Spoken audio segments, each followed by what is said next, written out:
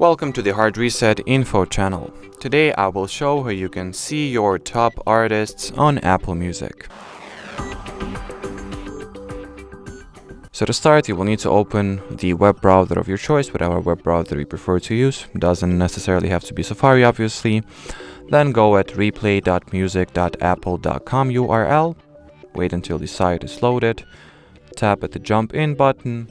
Then sign into this web page using the Apple ID that is linked to your Apple Music account or the Apple ID you've used to create one.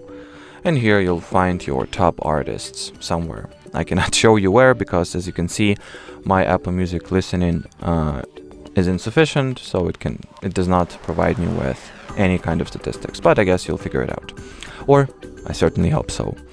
Anyway, that'll be it for this video. So thanks for watching, thanks for your attention, and bye bye.